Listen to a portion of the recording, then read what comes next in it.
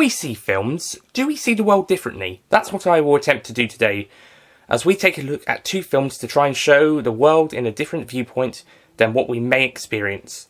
Focusing on Scott C. Richmond's definition of cinema as a technology for the modulation of perception, Scott C. Richmond, Cinema's Body, Illustrations, Flying, Floating and Hallucinating 2016, the University of Minnesota Press, page 6, and carefully analyse specific cinematic techniques that can be said to produce a cinematic disordering and reordering of perception, Scott C. Richmond, Cinema's Bodily, Illustrations, Flying, Floating and Hallucinating 2016, the University of Minnesota Press, page 134.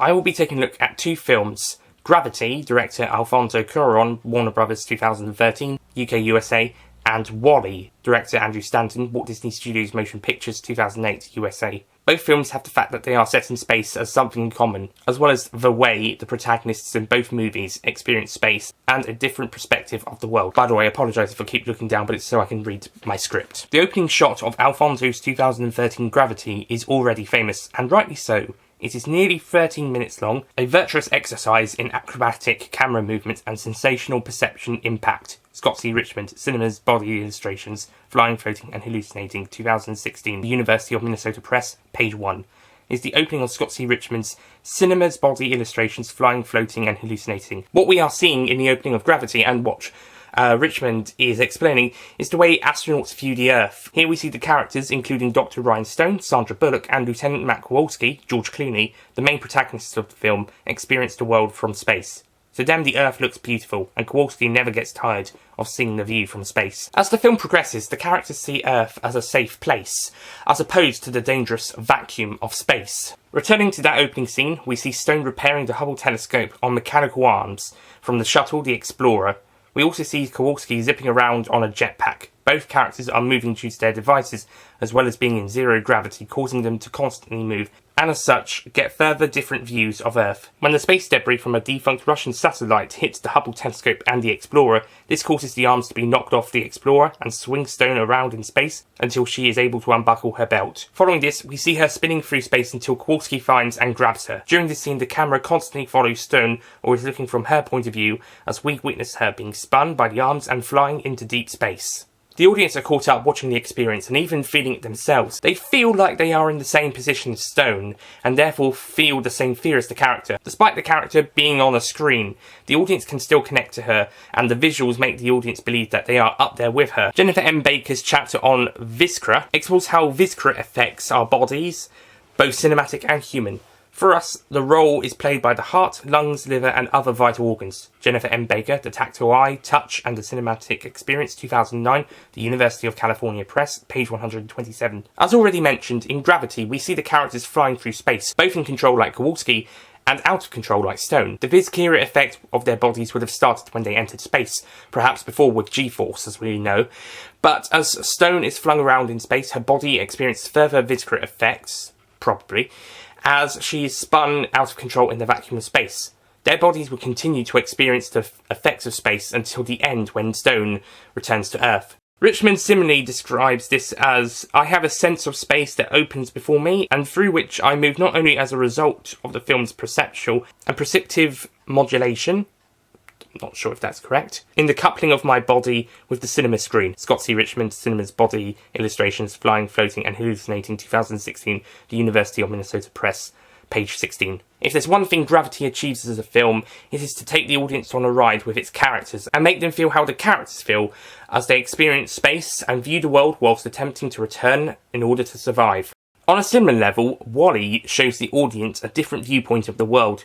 First of all, we see that in the 29th century, humans have left a trashed and damaged Earth in order for it to be cleaned up by robots. The planet is revealed to be too toxic to sustain human life, leading to the humans and their descendants remaining in space until the end of the film. Wall-E, a waste allocation load lifter Earth class and voiced by Ben Burt, is the only robot still left cleaning up their mess. Wall-E sees a different world than we do, as he sees the wasteland left behind, and as a robot, upon discovering things that would fascinate him, he takes them back to his home, a Wall-E transporter truck, to examine them closer. With only a cockroach for a friend, Wall-E finds himself constantly alone. To Wall-E, the world he views is trash-laden and a lonely one at that. WALL-E dreams of finding someone to share his findings with, and by extent, the world left behind. A further example of WALL-E seeing the world differently is when he is in space, on the side of the shuttle heading back to the Axiom.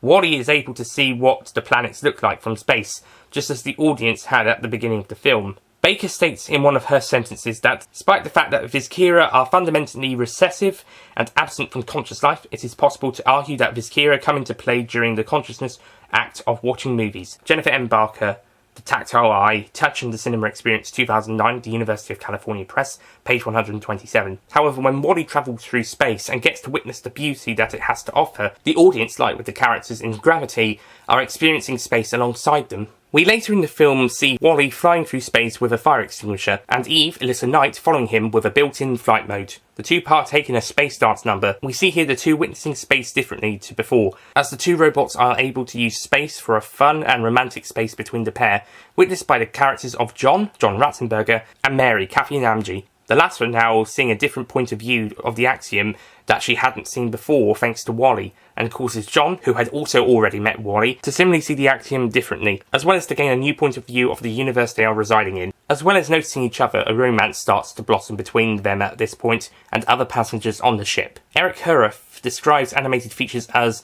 they are able to address aesthetic experience through characterization and world building, but also through the expectation that these films will break with order and challenge hierarchies. Eric Herhuth, Pixar and the Aesthetic Imagination, Animation, Storytelling and Digital Culture, 2017, the University of California Press, pages 18 to 19. In this sequence, we can witness what cannot be filmed in live action without difficult camera movement or visual effects, as seen in Gravity, and the characterizations of WALL-E and Eve would not fit in a live action film. Seeing characters interact like this through the movements shows well space allows the audience to see a different perspective as they would watch the characters, and despite being animated robots on screen, the audience believe the characters are really doing this due to the surrealism of the visuals. So in conclusion, we do see the world different through or in cinema, depending on what's being shown on screen and how the characters interact or feel about it. Earth from space can look beautiful, but also as a safe haven. It can also be a calling to return, but also a departure to go exploring.